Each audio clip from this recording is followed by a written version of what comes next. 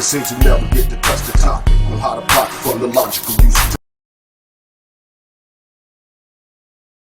Enough electoral votes, more than 270, more than enough to become the 44th President of the United States. He will be the first African-American President of the United States. I've been broke all my life, but I kept hope all them nights. You see business in my city? Yeah, they closed all them twice. I was just riding down Salem, all them damn potholes, I can't drive. I know y'all can fix it faster, but I know y'all won't try. Don't nobody care about us, and that's why I don't vote. Voted for Obama back in 2012, I remember that's when I had hope. He was saying, yes, we can, and everybody got less food stamps. And when I turned 21, I was still broke, I'd never vote again. I don't think I ever had a president make my life better. Did it all on my own, ain't no politician ever do a nice gesture. I don't even know the mayor's name, I ain't never seen her one time ever. Tell me how she gonna help the city. What I'm supposed to do, write letters? What I'm supposed to do, blame Trump? He ain't never really gave a ain't nobody raised minimum wage. None of these jobs pay enough. I think they just wanna keep us broke, cause they ain't putting none in place for us. This how all my people feel, but we gotta learn. We complained enough, let me change it up. Everything I just said, everybody I know think the same way. See, they don't wanna see us vote, and we never do, so we see the same thing. But all our votes really do count, and they'll never really let it show. So now I'm finna break it down, cause if I don't, you would probably never know. First thing first, you know back in middle school when they taught us it was 3 branches of the government. We forgot it when we got older. It's the judicial, the legislative, and executive. But all we know is the executive. That's the mayor, or the governor, and the president. Now none of them 3 people make no laws, they just be checking them. The laws come to their desk and all they do is say no or yes to it. So when the news station tried to tell us that Barack Obama couldn't put us on, we was all salty at Obama when it was the Congress members all along. We gotta focus on the legislative branch, yeah, they the ones that make the laws. Yeah, they the ones write how much food stamp money you get on the card. But when people that wanted to help us wanted the job, I know they probably lost. Cause we ain't even know their name, we ain't know their face, we ain't know it all. So the Congress or the State House, that's legislative, they make laws. So what we want from the president is what they do, okay y'all? See, they election every 2 years, but we don't ever even go to those. The Congress, they can raise minimum wage, but we ain't even really know it though. So you know how back in 08, when we all voted for Obama, we was all supposed to go back in 2010 and vote for the Congress. Cause they the ones make child support laws, they the ones choose if your kids at school get to eat steak or corn dogs. The State House make the court costs. So if the country failed, then you can't say it's them, it's your fault. Cause y'all ain't know to vote for Congress members that was for y'all. And they don't gotta leave after 4 years, and we just let them sit. See, they don't wanna tell you this, they want you to focus on the president. Now the 3rd branch is the judicial, that's judges.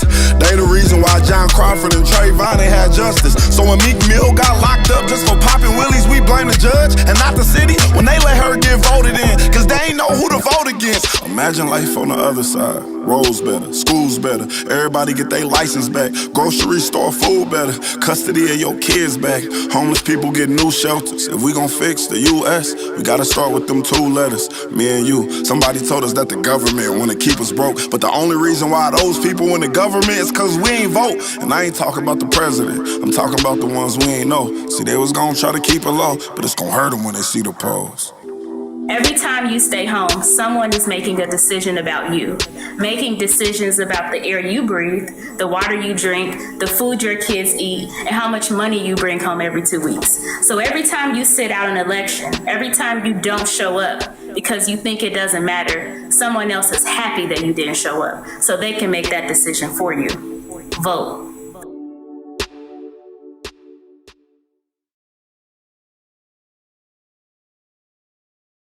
So, what is voter suppression? Well, the U.S. legal code actually gives us a framework to work with. Title 18, Section 594, if you want to look it up for yourself.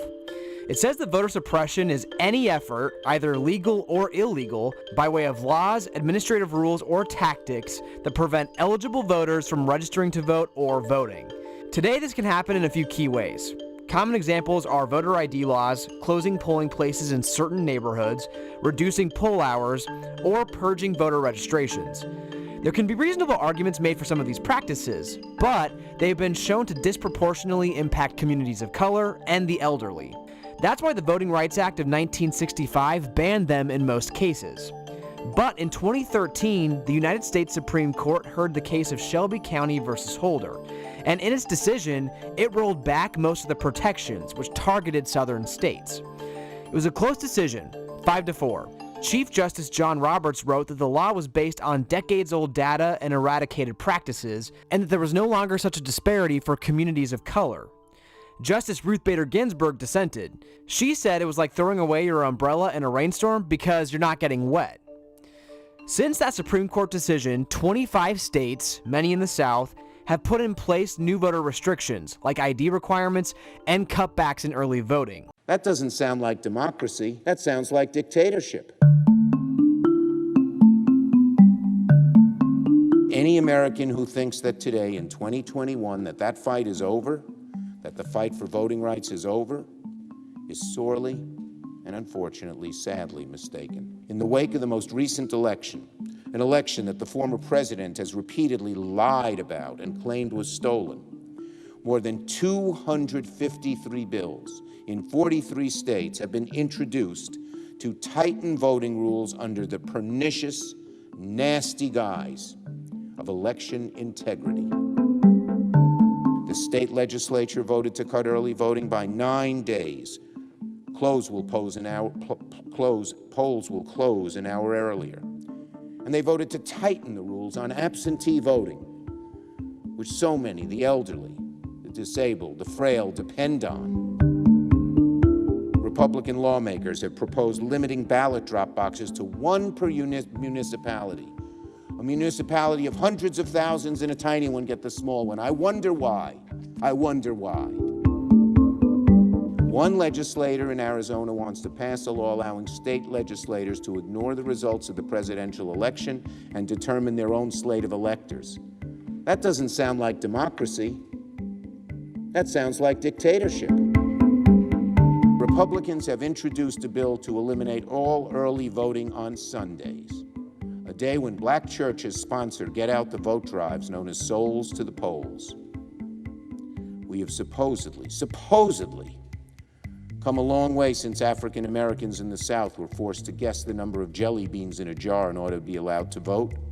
But it's very difficult to look at the specific laws proposed by Republican legislatures around the country designed to limit voter participation in heavily African American and Hispanic areas, to lower turnout and frustrate election administration in urban districts and near college campuses, to gerrymander the districts to limit minority representation with, quote, almost surgical precision, to specifically target and thwart black churches from organizing voting drives. It is difficult, very difficult, not to see the tentacles of America's generations-old caste system, typically associated with slavery and Jim Crow, stretching into the 21st century and poisoning the wellspring of any true democracy, free and fair elections. We see a lot of despicable things these days, but nothing seems to be more despicable than this. When you lose an election in a democratic society, you update your party platform and appeal to more voters. You don't change the rules to make it harder for your opponents to vote, especially not African Americans, Hispanics, Native Americans, and other voters who have been historically disenfranchised. That response is toxic to democracy, and indeed is the very opposite of democracy. Make no mistake, these despicable, discriminatory, anti-democratic proposals are on the move in state legislatures throughout America. They must be opposed by every American, Democrat, Republican, Independent, liberal, conservative, moderate, who cherishes our democracy. This is just, it's incredible what they are trying to do. Incredible. We must do everything we can to stop it. The political and legal fight over election laws and the right to vote is getting more intense this morning. Democrats in Congress are pushing one proposal that would affect all Americans, while Republicans are going state by state, attacking efforts to make voting easier. Ed O'Keefe is with us now. Ed, good morning to you. So the Supreme Court just heard arguments on some voting restrictions in Arizona. That's right, Tony. Lower courts had said that these two laws disproportionately affect voters of color. One of them has to do with provisional ballots that are cast in the wrong precinct, often accidentally. The other has to do with the collection of your absentee ballot. Somebody might pick it up and drop it off at the polling site. Critics call that ballot harvesting. The High Court likely going to keep these two laws in place, but the hearing about them revealed one of the reasons why Democrats and Republicans keep fighting over these kinds of laws.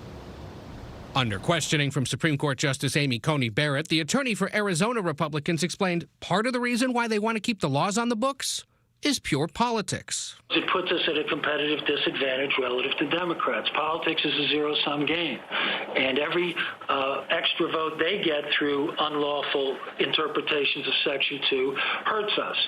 That zero-sum game appears to be part of what's driving the voting rights debate. In Washington, Democrats controlling the House are pushing through a plan that they say would expand voting rights and establish new national standards for automatic voter registration and how elections are conducted. We can deliver the gold standard of reforms to protect the right of Americans to vote. Republicans say it goes too far. Under the Constitution, we generally defer to states and counties to run elections. Democrats want to change that. But in more than 40 states, Republicans are the ones trying to change election laws, with more than 250 proposals that critics say would curb at least some voter access. In Georgia, there are proposals to limit access to absentee ballots, add ID requirements, and restrict the number of weekend early voting days. Republicans say the changes address unsubstantiated concerns about alleged widespread election fraud. That an integrity of an election is just as important as access to an election. Democrats say they would disenfranchise minority voters. You are choosing to support a bill that is so egregious that it is nationally known as Jim Crow in a suit and tie.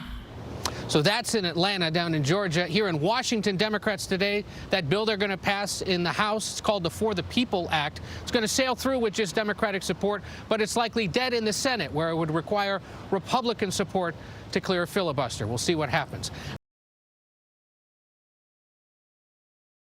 We got bananas, we packed some snack bags, we got water, we're giving out pizza, ponchos if it rains. We had people out there with like cold water coolers and like snacks and people telling them to stay strong and stay in line. This is what they're doing. They're doing this on purpose so that your voice is not heard. I mean, just like this is going on right now in 2020. It's really ridiculous.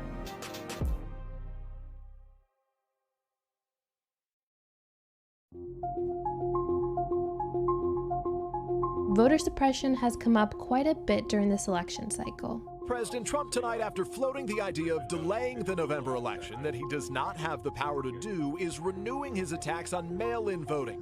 Despite no evidence, it leads to widespread voter fraud. From the president's warnings about voter fraud via mail-in ballots, to the new Tennessee law that could strip some protesters of their voting rights, or the messy primaries in states like Georgia, Wisconsin, and Louisiana. When I think about voter suppression and people ask me, well, when did it start? And I say it started when Africans were enslaved and forced to come to this country. There's never been a period of time in this country that there was not voter suppression. We would love for you all to, one, really share about some of the issues that are going on in your community. Why is this election important? Why is it important that South Georgia is not left out of the process? Because you ain't, because black voters matter. Latasha Brown is a longtime political organizer and co-founder of Black Voters Matter, an organization aiming to boost black voter turnout in presidential and local elections. Their work includes increasing voter registration, voter education, and advocating for policies that expand voting rights and access. The first election we worked in was in the U.S. Senate race. And NBC News is now calling Doug Jones the apparent winner. In a special nationally followed election, Democrat Doug Jones and Republican Roy Moore fought for a Senate seat in Alabama. And for the first time in 25 years, Alabama elected a Democrat to the Senate. And the black vote was key for the Jones win, with 96% of black voters backing him. We use some new tools, new technologies to help concentrate on getting out the vote. And that's what black voter turnout increased drastically, and that there was an overperformance of black voters in that particular election cycle. But we wanted to also send a message of affirmation of how black voters saw themselves. we would convene these listening circles to talk to communities about what was it that they were concerned about, how did they see power, did they want power, and what did that look like? Say your name. My name is Evelyn Blair. If you don't get them in the primary, you won't get them there. Because some people just go to that one, but we got to start in the primary to get those people. That's right. This is primary day in Georgia. Lines in Atlanta stretching for blocks. Some standing in the rain, forced to wait hours to cast a ballot. You've been here about 3 hours. I'm not leaving. In Georgia, where I live and I am a voter, on election day, what we saw is we saw long lines. I myself, it took me 3 hours to vote. We also got a phone call at 10:30 p.m. that there were 300 African-American voters waiting in line to vote. It is 11:45 in Georgia, and guess what? We're still at a polling site. The last voter at that site did not leave until 12:37 a.m. I had to take my my client to go vote because she wanted to go vote in Sandy Springs, and we was in and out in 7 minutes. But I live here in Southwest Atlanta, so this is where I have to go vote, and I've been in line for at least 30 minutes already, and I don't know how long I'm gonna be here. I waited for maybe like 2 to 2.5 hours to vote. The voting delay occurred in Fulton County, home to 15 cities including Atlanta, which has a majority Black population. The primaries in June made me think of what it would be like to live through a tsunami or other natural disaster. And in a sense, it was a natural disaster. Fulton County election official admitted that there were problems and blamed the delays on an unexpected surge in absentee voting and a reduced number of voting locations due to the pandemic. We found ourselves with 20% less places than we normally would use for an election. This made it impossible to do a good job, and we didn't. A democracy docket investigation conducted of Georgia's presidential primaries found that in polling places where the majority of voters were minorities, there was an average wait time of 51 minutes. Meanwhile, at polling locations where white voters were the majority, the average wait time was 6 minutes.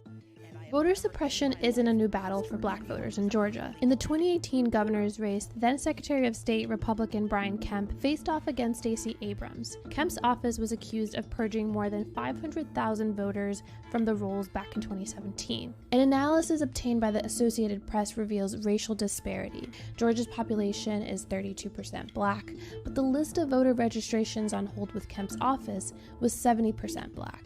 In 2018, his office said that they simply conduct regular list maintenance of the voter rolls to ensure election integrity. So you saw the women's suffrage movement. What was interesting is that while Black women stood with white women in the women's suffrage movement, and we were an instrumental force in that movement, we did not secure the right to vote for ourselves to even 50 years later. On March 7, 1965, a group of protesters gathered at the Edmund Pettus Bridge in Selma, Alabama, calling for voting rights with 25-year-old John Lewis leading the way. We intend to march to Montgomery. It was the first in a series of planned marches from Selma to Montgomery. Often what you saw in the Deep South, that people were not even allowed to register to vote. That when they went to register to vote, would walk up and the registrar would say, in order to register, you have to tell me how many jelly beans are in a jar. Or just some ridiculous questions that they would ask them as a tool to prevent them from being able to register. It was in August the 6th, 1965, where the Voting Rights Act was passed. And it was passed because of the work of those folks on the Edmund Pettus Bridge and the work all of those years that activists had been doing to demand the right to vote. In 2013, the Supreme Court invalidated a key part of the Voting Rights Act, and activists alleged that the Supreme Court's decision empowered some states to disenfranchise voters. So we start seeing in the states that we worked in and lived in voter ID laws, strict voter ID laws. We start seeing a massive closing of polls. We start seeing suppression tactics raise up.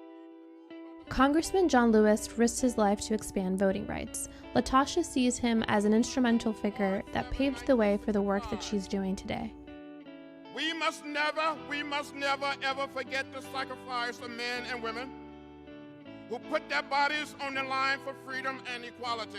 What they taught me is what is possible. Where do I and my generation want to take the nation next. We need a radically reimagined America and the way that we conduct voting at elections, that ultimately we should have universal voting. We should have same-day registration. There should be more, instead of where it's been very decentralized, the voting process, that there needs to be more alignment around that. This isn't about the Republicans or the Democrats. The bottom line is voting is a nonpartisan issue. Every single citizen should have free and fair access to the ballot. When I say black voters, you say matter. Black voters. Black voters. When I say black voters, you say matter. Black voters.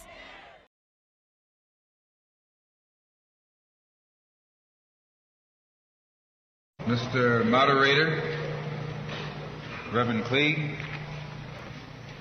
brothers and sisters, and friends, and I see some enemies.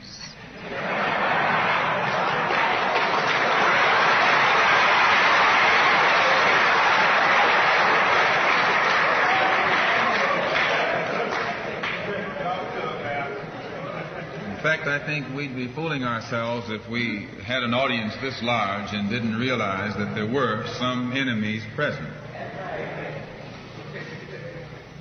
This afternoon, we want to talk about the ballot or the bullet. The ballot or the bullet explains itself. But before we get into it, since this is the year of the ballot or the bullet, I would like to clarify some things that refer to me personally concerning my own personal position. I'm still a Muslim. That is, my religion is still Islam.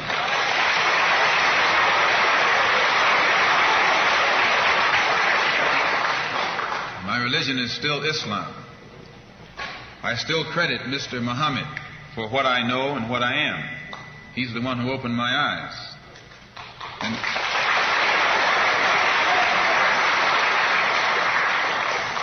at present, I'm the minister of the newly founded Muslim Mosque Incorporated, which has its offices in the Teresa Hotel right in the heart of Harlem. That's the Black Belt in New York City. And when we realize that Adam Clayton Powell is a Christian minister, he has the Abyssinia Baptist Church, but at the same time he's more famous for his political struggling.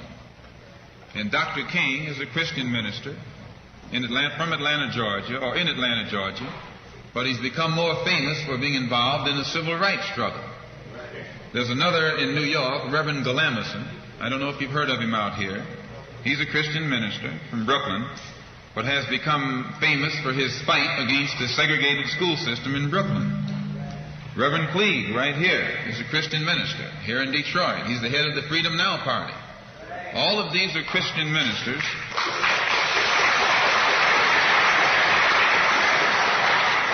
All of these are Christian ministers, but they don't come to us as Christian ministers. They come to us as fighters in some other category. I'm a Muslim minister. The same as they are Christian ministers, I'm a Muslim minister. And I don't believe in fighting today in any one front, but on all fronts.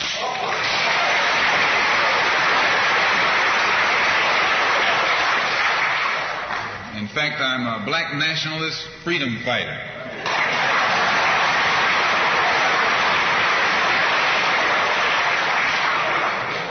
Islam is my religion, but I believe my religion is my personal business.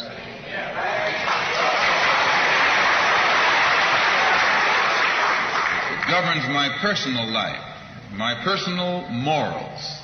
And my religious philosophy is personal between me and the God in whom I believe. Just as the religious philosophy of these others is between them and the God in whom they believe. And this is best this way. Were we to come out here discussing religion, we'd have too many differences from the outstart, and we could never get together. So today, though Islam is my religious philosophy, my political, economic, and social philosophy is black nationalism. You and I...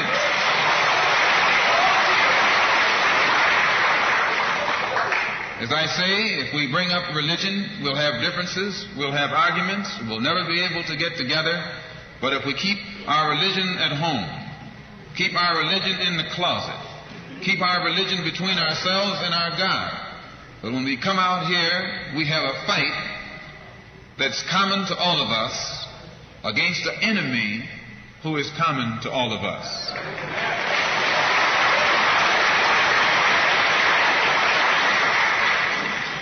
The political philosophy of black nationalism only means that the black man should control the politics and the politicians in his own community.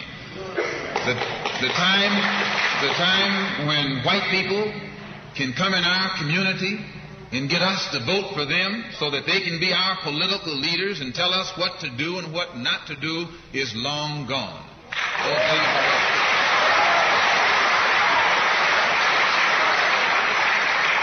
By the same token, the time when that same white man, knowing that your eyes are too far open, can send another Negro into the community, get you and me to support him so he can use him to lead us astray, those days are long gone.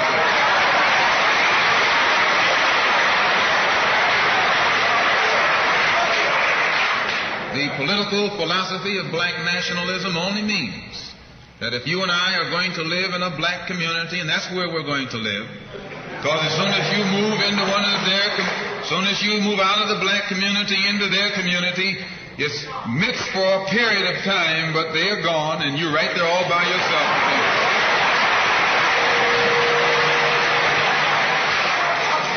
We must understand the politics of our community. And we must know what politics is supposed to produce.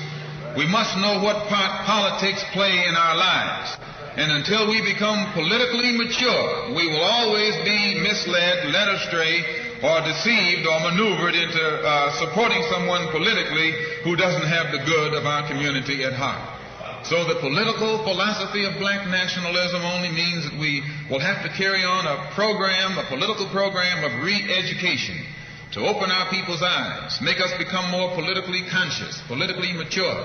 And then we will, whenever we get ready to cast our ballot, that ballot will be cast for a man of the community who has the good of the community at heart. And the economic philosophy of black nationalism only means that we should own and operate and control the economy of our community. You would never find, you can't open up a black store in a white community. White man won't even patronize you. And he's not wrong. He got sense enough to look out for himself. And you who don't have sense enough to look out for yourself.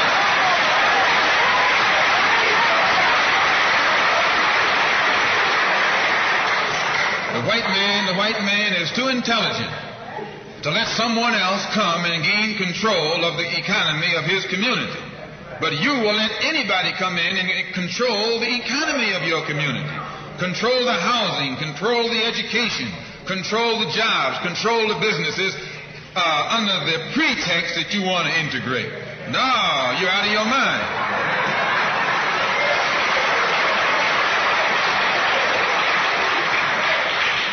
The economic philosophy of black nationalism only means that we have to become involved in a program of re-education to educate our people into the importance of knowing that when you spend your dollar out of the community in which you live, the community in which you spend your money becomes richer and richer. The community out of which you take your money becomes poorer and poorer. And because these Negroes who have been misled, misguided, are breaking their necks to take their money and spend it with the man. The man is becoming richer and richer, and you're becoming poorer and poorer. And then what happens? The community in which you live becomes a slum. It becomes a ghetto. The conditions become run down. And then you have the audacity to complain about poor housing in a run-down community. Why, you run it down yourself when you take your dollar out.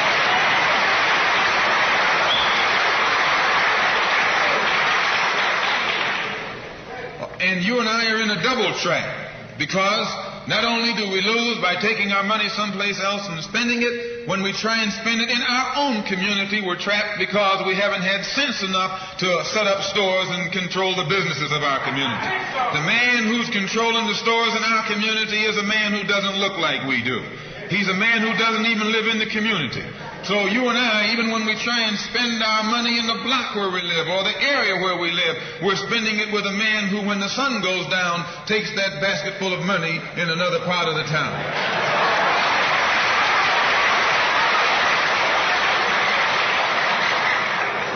So we're trapped, double trapped, triple trapped. Anywhere we go, we find that we're trapped. And every kind of solution that someone comes up with is just another trap. But the political and economic philosophy of black nationalism, the economic philosophy of black nationalism shows our people the importance of setting up these little stores and developing them and expanding them into larger operations. Woolworth didn't start out big like they are today. They started out with a dime store and expanded and expanded and expanded until today they're all over the country and all over the world, and they're getting some of everybody's money. Now this, what you and I in General Motors, the same way, didn't start out like it is. It started out just a little rat race type operation, and it expanded and expanded until today it's where it is right now. And you and I have to make a start, and the best place to start is right in the community where we live.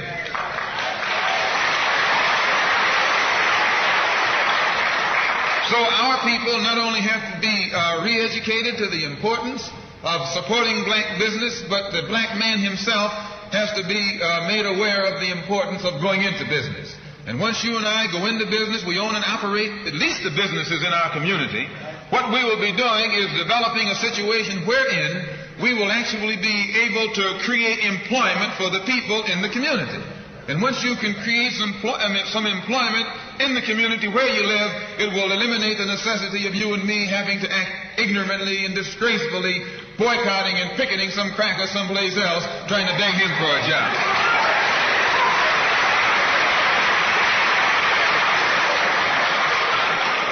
Anytime you have to rely upon your enemy for a job, you're in bad shape. And he is your enemy. Anytime, you wouldn't be in this country if some enemy hadn't kidnapped you and brought you here.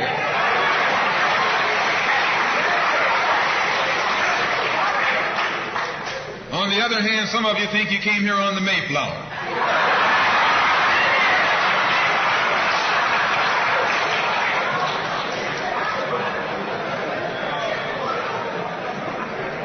So as you can see, brothers and sisters, today, this afternoon, it's not our intention to discuss religion.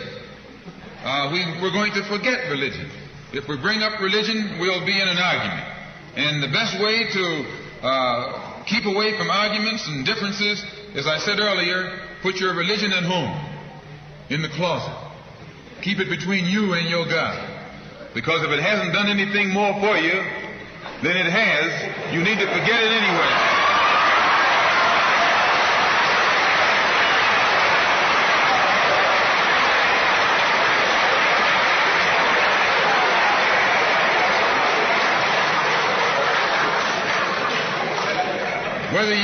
Whether you are a Christian or a Muslim or a nationalist, we all have the same problem. They don't hang you because you're a Baptist, they hang you because you're black.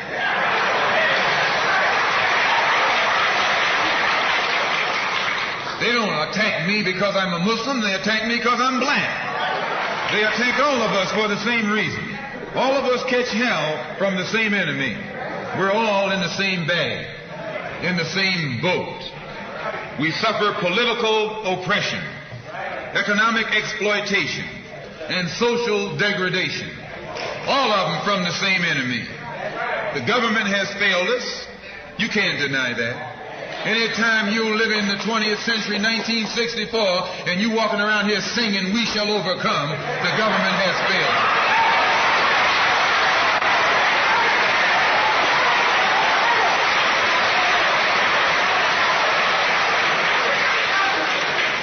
This is part of what's wrong with you. You do too much singing.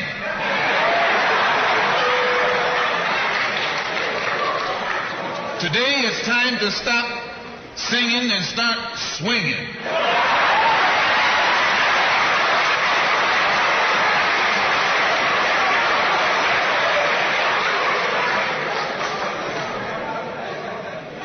You can't sing up on freedom. but you can swing up on some freedom.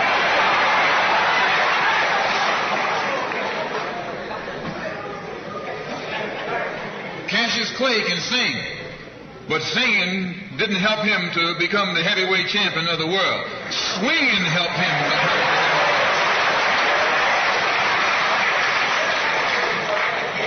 So this government has failed us. The government itself has failed us. And the white liberals who have been posing as our friends have failed us. And once we see that all these other sources to which we've turned have failed, we stop turning to them and turn to ourselves. We need a self-help program, a do-it-yourself philosophy, a do-it-right-now philosophy. It's already too late philosophy.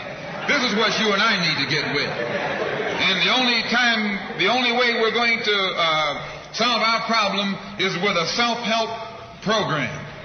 Before we can get a self-help program started, we have to have a self-help philosophy. Black nationalism is a self-help philosophy.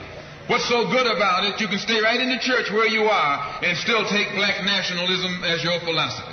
You can stay in any kind of civic organization that you belong to and still take black nationalism as your philosophy. You can be an atheist and still take black nationalism as your philosophy. This is a philosophy that eliminates the necessity for division and argument. Because if you're black, you should be thinking black. And if you're black and you're not thinking black at this late date, well, I'm sorry for you.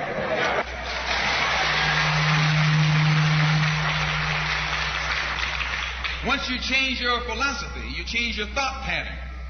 Once you change your thought pattern, you change your attitude. Once you change your attitude, it changes your behavior pattern.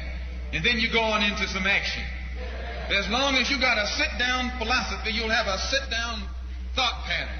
And as long as you think that old sit-down thought, you'll be in some kind of sit-down action. They'll have you sitting in everywhere. It's not so good to refer to what you're going to do as a sit-in. That right there castrates you. Right there it brings you down. What goes with it? Think of the image of someone sitting. An old woman can sit. An old man can sit. A chump can sit. A coward can sit. Anything can sit. Well, you and I have been sitting long enough, and it's time today for us to start doing some standing and some fighting to back that up.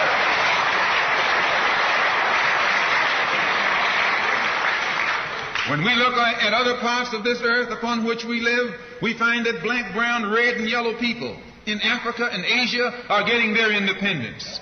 They're not getting it by singing, "We shall overcome." No, they're getting it through nationalism. It is nationalism that brought about the independence of the people in Asia. Every nation in Asia gained its independence through the philosophy of nationalism. Every nation on the African continent that has gotten its independence brought it about through the philosophy of nationalism. And it will take black nationalism that to bring about the freedom of 22 million Afro-Americans here in this country where we have suffered colonialism for the past 400 years.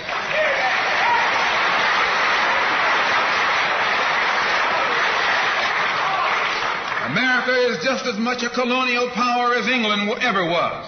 America is just as much a colonial power as France ever was. In fact, America is more so a colonial power than they, because she's a hypocritical colonial power behind it.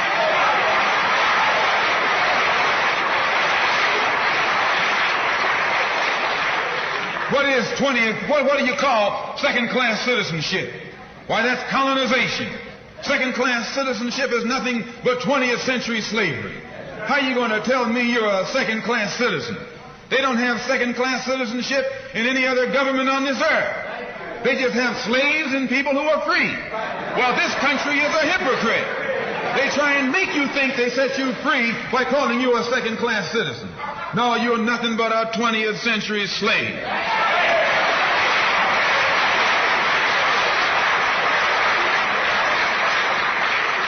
Just as it took nationalism to remove colonialism from Asia and Africa, it'll take black nationalism today to remove colonialism from the backs and the minds of 22 million Afro-Americans here in this country.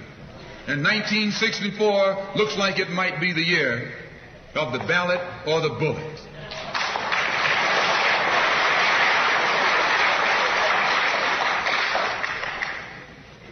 Why does it look like it might be the year of the ballot or the bullet? Because Negroes have listened to the trickery and the lies and the false promises of the white man now for too long. And they're fed up. They've become disenchanted. They've become disillusioned. They've become dissatisfied. And all of this has built up frustrations in the black community that makes the black community throughout America today more explosive than all of the atomic bombs the Russians can ever invent. Whenever you got a racial powder keg sitting in your lap, you're in more trouble than if you had an atomic powder keg sitting in your lap. When a racial powder keg goes off, it doesn't care who it knocks out the way. Understand this, it's dangerous. And in 1964, this seems to be the year. Because what can the white man use now to fool us? After he put down that march on Washington, and you see all through that now, he tricked you, had you marching down to Washington. Yes, had you marching back and forth between the feet of a dead man named Lincoln and another dead man named George Washington, singing "We Shall Overcome."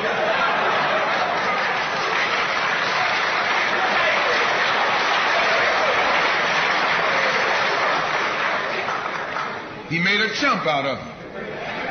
He made a fool out of you. He made you think you were going somewhere, and you end up going nowhere but between Lincoln and Washington. So today our people are disillusioned. They've become disenchanted.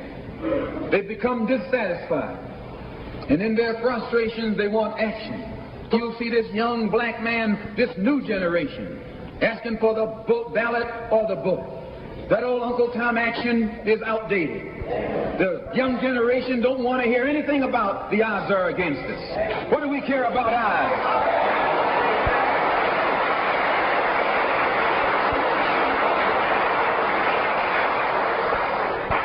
When this country here was first being founded, there were 13 colonies.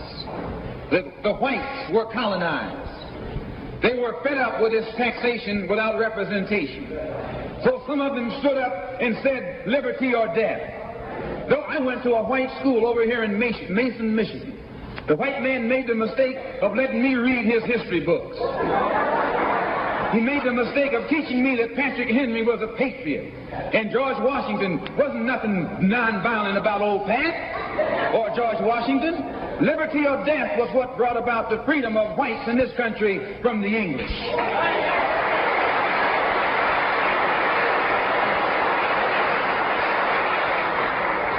They didn't care about the odds. Why, they faced the wrath of the entire British Empire. And in those days, they used to say that the British Empire was so vast and so powerful when the sun would never set on it. This is how big it was. Yet these 13 little scrawny states, tired of taxation without representation, tired of being exploited and oppressed and degraded, told that big British Empire, liberty or death. And here you have 22 million Afro-American black people today catching more hell than Patrick Henry ever saw.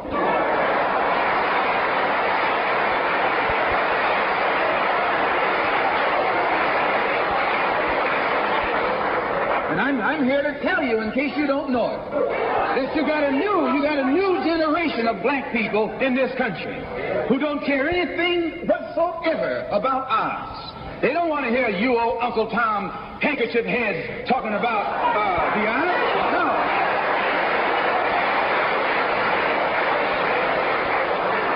This is a new generation. If they're going to draft these young black men and send them over to Korea or South Vietnam to face 800 million Chinese.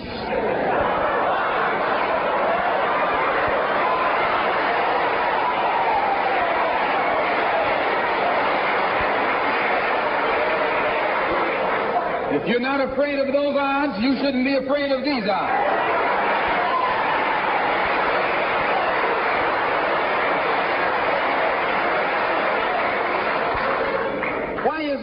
Why does this loom to be such an explosive political year? Because this is the year of politics. This is the year when all of the white politicians are going to come into the Negro community. You never see them until election time. You can't blame them until election time. They're going to come in with false promises. And as they make these false promises, they're going to feed our frustrations. And this will only serve to make matters worse. I'm no politician. I'm not even a student of politics. I'm not a Republican, nor a Democrat, nor an American, and got sense enough to know it.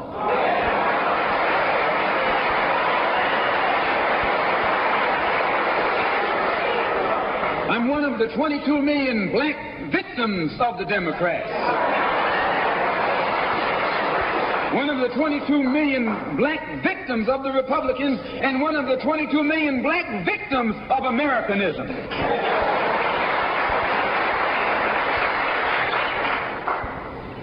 And when I speak, I don't speak as a Democrat or a Republican. I speak as a victim of America's so-called democracy. You and I have never seen democracy. All we've seen is hypocrisy.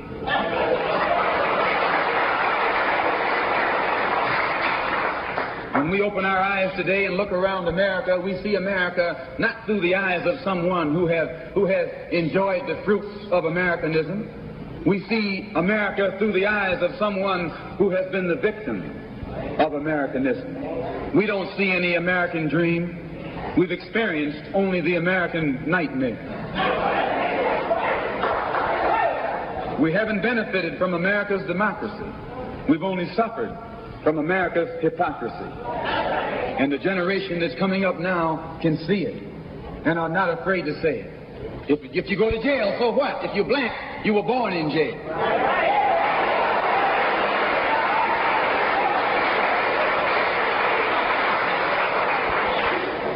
If you're black, you were born in jail. In the North as well as the South. Stop talking about the South. As long as you're south of the Canadian border, you're south.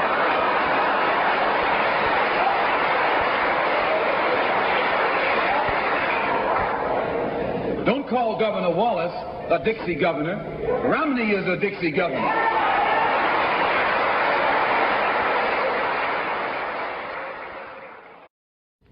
22 million black victims of Americanism are waking up, and they're gaining a new political consciousness, becoming politically mature.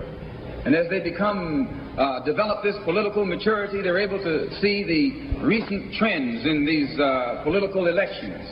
They see that the whites are so evenly divided that every time they vote, the race is so close, they have to go back and count the votes all over again. And which means that any block, any minority that has a block of votes that stick together is in a strategic position. Either way you go, that's who gets it. You're in a position to determine who'll go to the White House and who'll stay in the doghouse. You're the one who has that power. You can keep Johnson in Washington, D.C., or you can send him back to his Texas cotton patch.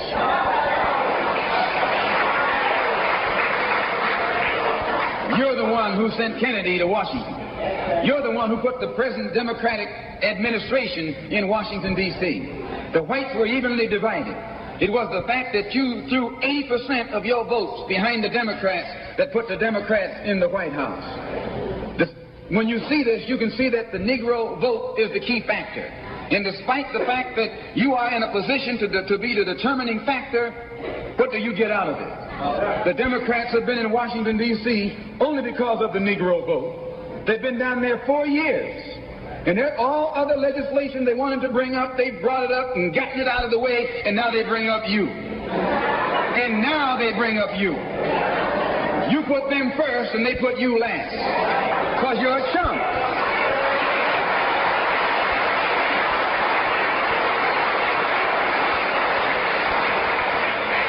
A political chump.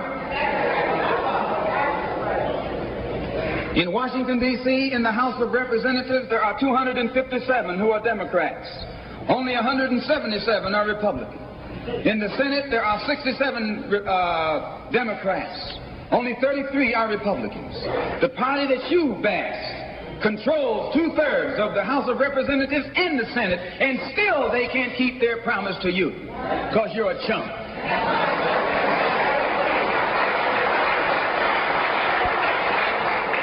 Anytime you throw your weight behind a political party that controls 2/3 of the government, and that party can't keep the promise that it made to you during election time, and you're dumb enough to walk around continuing to identify yourself with that party, you're not only a chump, but you're a traitor to your race.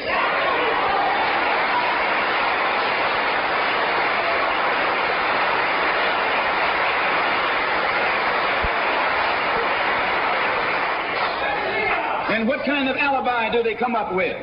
They try and pass the buck to the Dixiecrats. Now, back during the days when you were blind, deaf, and dumb, ignorant, politically immature, naturally you went along with that. But today, as your eyes come open and you develop political maturity, you're able to see and think for yourself. And you can see that a Dixiecrat is nothing but a Democrat in disguise. You look at the structure of the government that controls this country. It's controlled by 16 senatorial committees and 20 congressional committees. Of the 16 senatorial committees that run the government, 10 of them are in the hands of Southern segregationists. Of the 20 congressional committees that run the government, 12 of them are in the hands of Southern segregationists. And they're going to tell you and me that the South lost the war.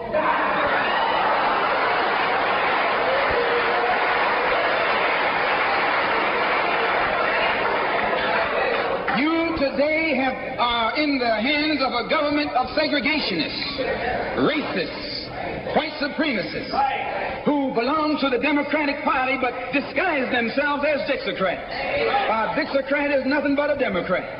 Whoever runs the Democrats is also the father of the Dixiecrats, and the father of all of them is sitting in the White House.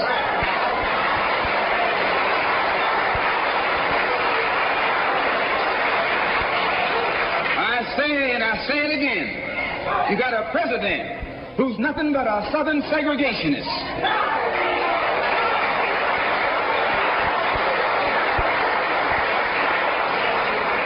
From the state of Texas. They'll lynch you in Texas as quick as they'll lynch you in Mississippi. Only in Texas, they lynch you with a Texas accent. In Mississippi, they lynch you with a Mississippi accent. And the first thing the cracker does when he comes in power, he takes all the Negro leaders and invites them for coffee to show that he's all right. And those Uncle Toms can't pass up the coffee.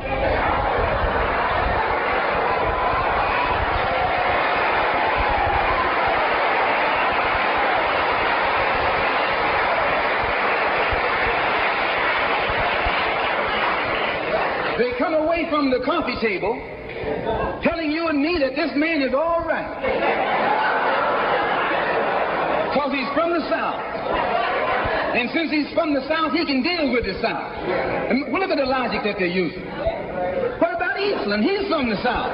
Make him the president.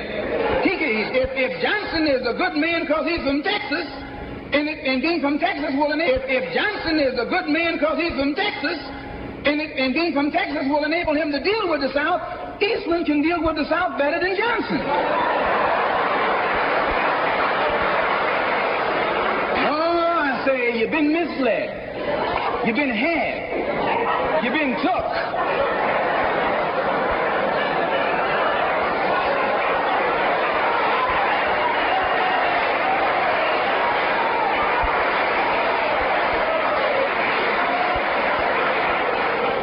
In Washington a couple of weeks ago, while the senators were filibustering, and I noticed in the back of the Senate a huge map. And on this map, it showed the distribution of Negroes in America. And surprisingly, the same senators that were involved in the filibuster were from the states where there were the most Negroes. Why were they filibustering the civil rights legislation? Because the civil rights legislation is supposed to guarantee voting rights to Negroes in those states. And those senators from those states know that if the Negroes in those states can vote, those senators are down the drain.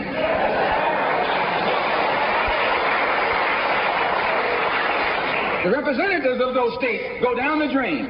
And in the Constitution of this country, it has a stipulation wherein whenever the rights the voting rights of people in a certain district are violated, then the representative who's from that particular district, according to the Constitution, is supposed to be expelled from the Congress. Now, if this particular aspect of the Constitution was enforced, why, you wouldn't have a cracker in Washington, D.C.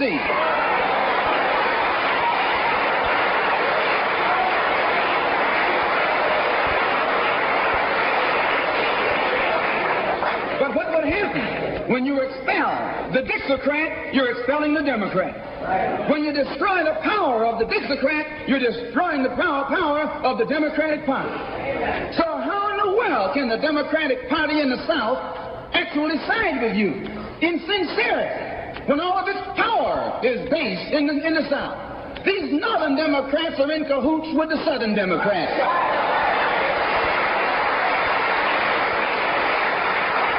They're playing a giant con game, a political con game. You know how it goes.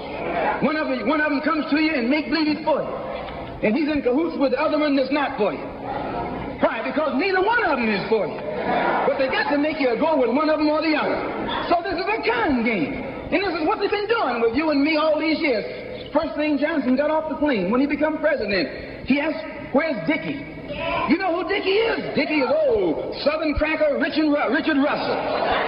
Look here. Yes. Lyndon B. Johnson's best friend is the one who is ahead, who's heading the forces that are filibustering civil rights legislation. You tell me, how in the hell is he going to be Johnson's best friend?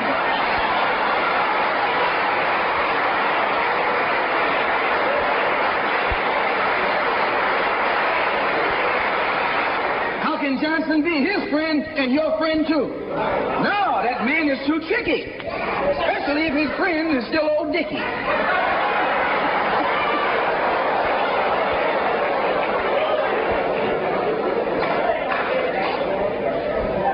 Whenever the Negroes keep the Democrats in power, they're keeping the Dixiecrats in power. This is true. A vote for a Democrat is nothing but a vote for a Dixiecrat. I know you don't like me saying that, but the kind of person who come here to say what you like. I'm going to tell you the truth whether you like it or not.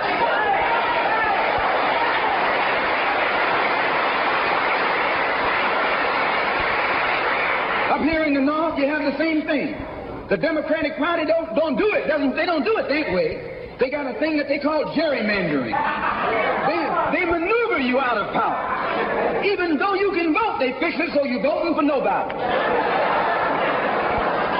They got you going and coming. In the South, they're outright political wolves. In the North, they're political foxes. A fox and a wolf are both canine. Both belong to the dog family.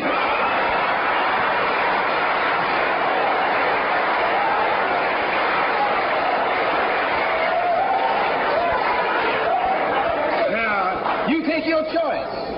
You're going to choose a northern dog or a southern dog. Because either dog you choose, I guarantee you, you'll still be in the doghouse.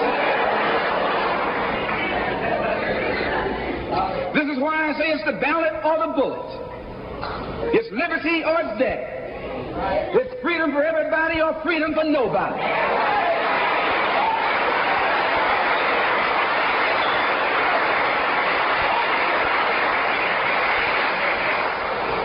America today finds herself in a unique situation. Historically, revolutions are bloody. Oh, yes, they are. They have never had a bloodless revolution or a nonviolent revolution. That don't happen even in Hollywood.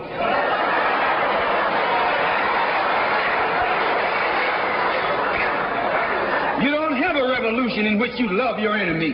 And you don't have a revolution in which you are begging the system of exploitation to integrate you into it. Revolutions overturn systems. Revolutions destroy systems. A revolution is bloody. But America is in a unique position. She's the only country in history in a position actually to become involved in a bloodless revolution. The Russian Revolution was bloody. Chinese Revolution was bloody. French Revolution was bloody. Cuban Revolution was bloody. And there was nothing more bloody than the American Revolution. today, this country can become involved in a revolution that won't take bloodshed. All she's got to do is give the black man in this country everything he's doing. Everything.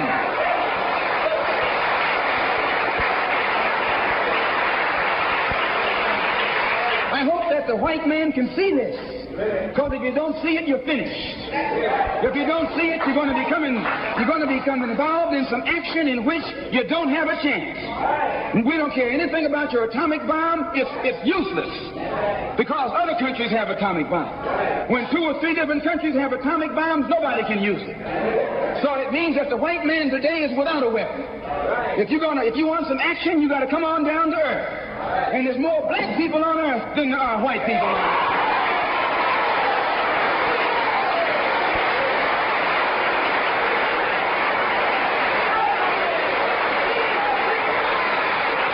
I only got a couple more minutes. The white man can never win another war on the ground. His days of war victory, his days of ground victory are over. Can I prove it? Yes. Take all the action that's going on this earth right now that he's involved in. Tell me where he's winning. Nowhere. Why, some rice farmers, some rice eaters ran him out of Korea. Yes, they ran him out of Korea.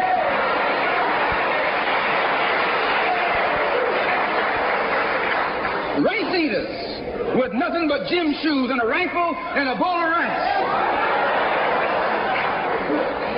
Took him and his tanks and his napalm and all that other action he's supposed to have and ran him across the Yalu. Why? Because the day that he can win on the ground is past. Up in French Indochina, those little peasants, rice growers, took on the might of the French army and ran all the Frenchmen. You remember Dien Bien Phu?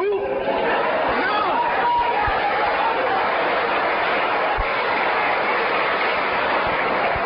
The same thing happened in Algeria, in Africa. They didn't have anything but a rifle. The French had all these highly mechanized instruments of warfare, but they put some guerrilla action on. And a white man can't fight a guerrilla warfare. Guerrilla action takes heart, takes nerve, and he doesn't have that.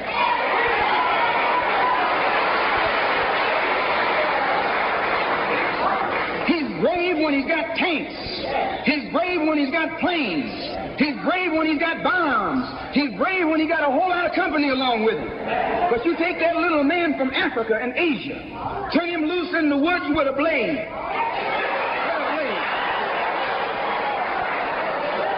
That's all he needs. All he needs is a blade. And when the sun comes down, goes down, and it's dark, it's even Steven.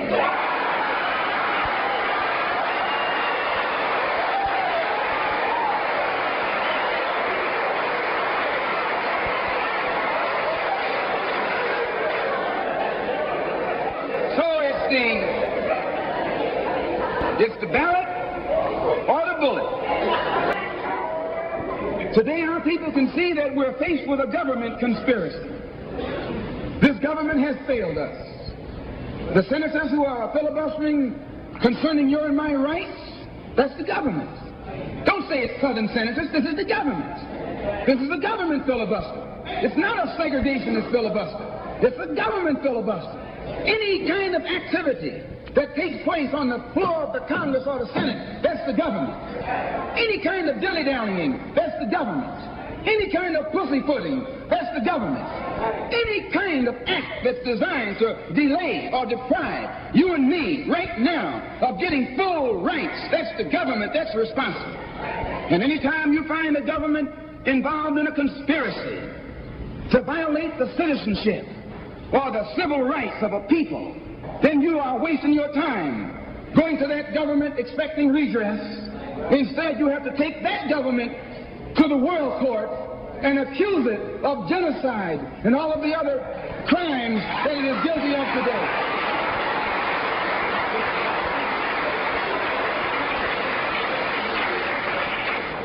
So those of us whose political and economic and social philosophy is black nationalism have become involved in the civil rights struggle.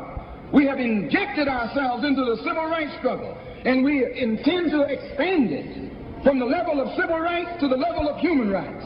As long as you fight it on the level of civil rights, you're under Uncle Sam's jurisdiction. You're going to his court expecting him to correct the problem. He created the problem. He's the criminal. You don't take your case to the criminal, you take your criminal to court.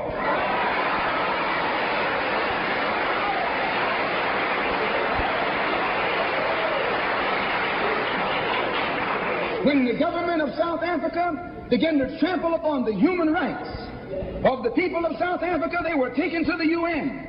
When the government of Portugal began to trample upon the rights of our brothers and sisters in Angola, it was taken before the UN. Why, even the white man took the Hungarian question to the UN, and just this week, Chief Justice Goldberg was crying over 3 million Jews in Russia about their human rights, charging Russia with violating the UN Charter because of its mistreatment of the human rights of Jews in Russia. Now you tell me, how can the plight of everybody on this earth reach the halls of the United Nations and you have 22 million Afro-Americans whose churches are being bombed, whose little girls are being murdered, whose leaders are being shot down in broad daylight? Now you tell me why the leaders of this struggle have never taken it before the United Nations.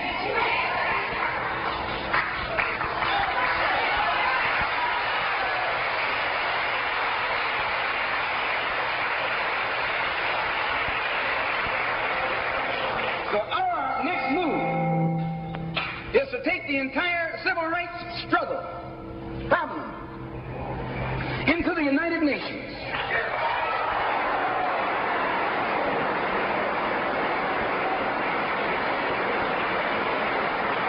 And let the world see that Uncle Sam is guilty of violating the human rights of 22 million Afro and still has the audacity or the nerve to stand up and represent himself as the leader of the free world.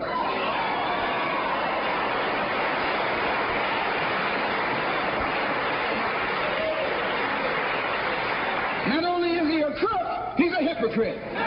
Here he is standing up in front of other people, Uncle Sam, with the blood of your and my mothers and fathers on his hands, with the blood dripping down his jaws like a bloody-jawed wolf, and still got the nerve to point his finger at other countries. You can't even get civil rights legislation. And this man has got the nerve to stand up and talk about South Africa, or talk about Nazi Germany, or talk about Portugal. No more days like those.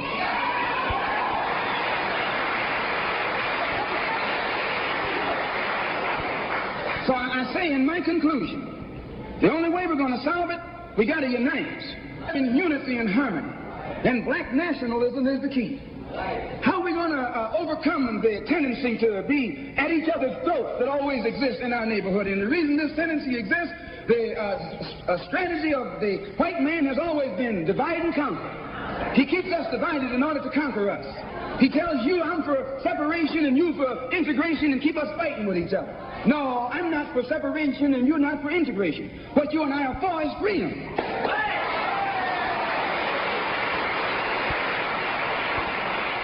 Only you think that integration will get you freedom. I think separation will get me freedom.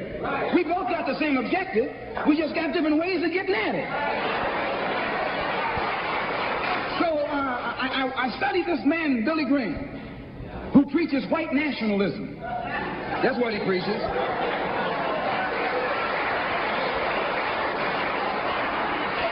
I say that's what he preaches. The whole church structure in this country is white nationalism. You go inside a white church, that's what they're preaching, white nationalism. They got Jesus white, Mary white, God white, everybody white. That's white nationalism.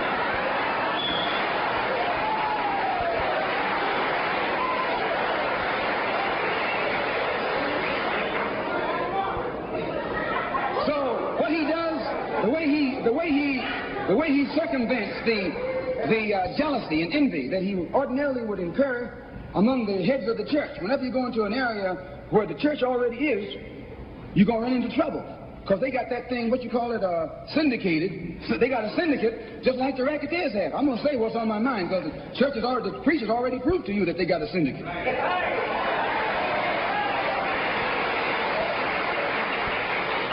And when you're out in the rackets, whenever you're getting in another man's territory, you know, they gang up on you. And that's the same way with you. You run into the same thing. So how Billy Graham gets around that, instead of going into somebody else's territory like he's going to start a new church, he doesn't try and start a church. He just goes in preaching Christ. And he says, everybody who believes in him, you go wherever you find him. So this helps all the churches, and so since it helps all the churches, they don't find him. Well, we're going to do the same thing, only our gospel is black nationalism.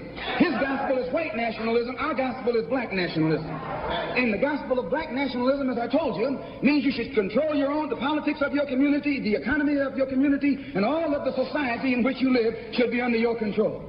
And once you feel that this philosophy will solve your problem, go join any church where that's preached. Don't join a church where white nationalism is preached. Now, you can go to a Negro church and be exposed to white nationalism. But when you walk in a Negro church and a white Mary and some white angels, that Negro church is preaching white nationalism.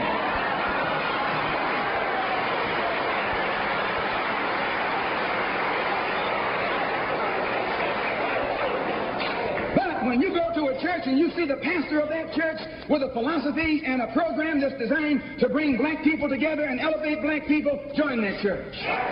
Join that church. If you see where the NAACP is preaching and practicing that which is designed to make black nationalism materialize, join NAACP. Join any kind of organization, civic, religious, fraternal, political, or otherwise, that's based on lifting the black man up and making him master of his own community.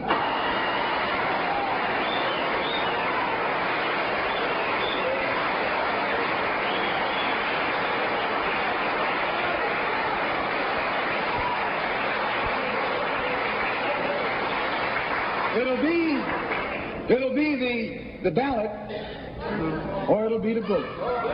It'll be liberty, or it'll be death. And if you're not ready to pay that price, don't use the word freedom in your vocabulary.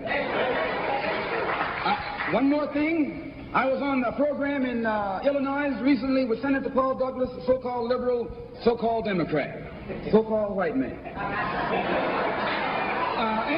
At which time he told me that our African brothers were not interested in us in Africa. He says the Africans aren't interested in the American Negro. I knew he was lying.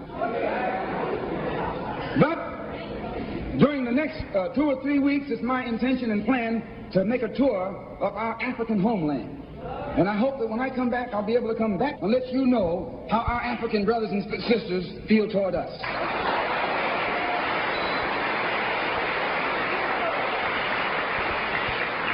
And I know before I go there that they love us. We're one. We're the same.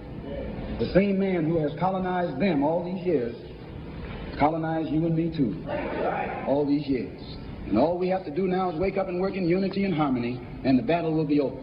I want to thank the Freedom Now Party and the Goal. I want to thank Milton and Richard Henry for inviting me here this afternoon, and also Reverend Clegg. And I want them to know that anything that I can ever do at any time to work with anybody in any kind of program that is sincerely designed to eliminate the political, the economic, and the social evils that confront all of our people in Detroit and elsewhere, all they got to do is give me a telephone call and I'll be on the next jet right on into the city.